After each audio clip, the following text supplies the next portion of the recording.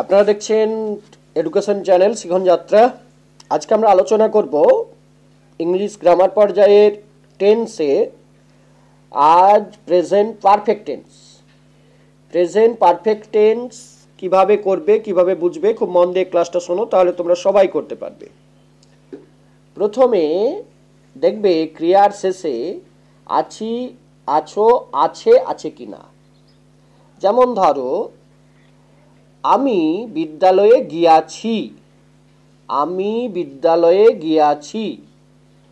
তাহলে এই যে আমি বিদ্যালয়ে গিয়াছি, এটি কিন্তু প্রেজেন্ট পারফেক্ট টেন্স। এই টেন্স করবে কি করে?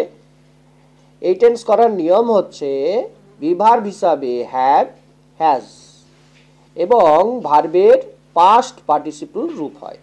তাহলে আমি বিদ্যালয়ে গিয়াছি, এইখানে মূল ভার্ব গো, তার পাস্ট পার্টিসিপল রূপ হচ্ছে গান।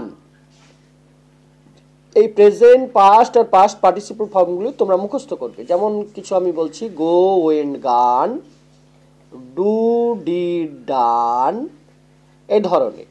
তাহলে আমি বিদ্যালয়ে গিয়েছি, আর কি হয় না, এই টেন্স করতে গেলে বিভার্ব হিসাবে হ্যাভ, হ্যাজ বসে। তাহলে আমি বিদ্যালয়ে গিয়েছি, আই হ্যাভ গান টু স্কুল, আই হ্যাভ গান টু স্কুল। ধরা যাক বলা হলো আমি ভাত খাইয়াছি, তাহলে খাওয়া ইংরাজি কি?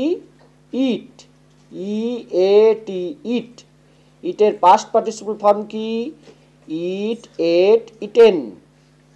তাহলে আমি ভাত খাইয়াছি, আই হ্যাভ ইটেন রাইস। আবার শোনো, আই হ্যাভ ইটেন রাইস। আমি লিখিয়াছি, তাহলে আমি আই হ্যাভ, লেখা ইংরেজি রাইট, রাইটের past participle form write, wrote, written. তাহলে আই হ্যাভ রিটেন। এবার তোমাদের কিছু এক্সারসাইজ দিচ্ছি, তাড়াতাড়ি খাতায় নোট নাও। সে বিদ্যালয়ে গিয়াছে, রাম ভাত খাইয়াছে, ছেলেটি হাসিয়াছে, মেয়েটি ছুটিয়াছে,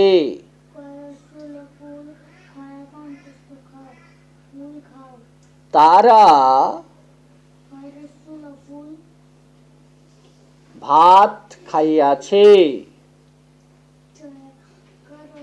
সীতা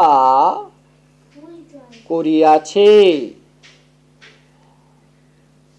আজ এই পর্যন্তই আজকের ক্লাস প্রেজেন্ট পারফেক্ট টেন্স। আবার বলে দিই, এই টেন্সের নিয়ম, প্রথমে সাবজেক্ট বসবে, তারপর বিভার্ব হিসাবে হ্যাভ, হ্যাজ, ভার্বের পাস্ট পার্টিসিপল ফর্ম।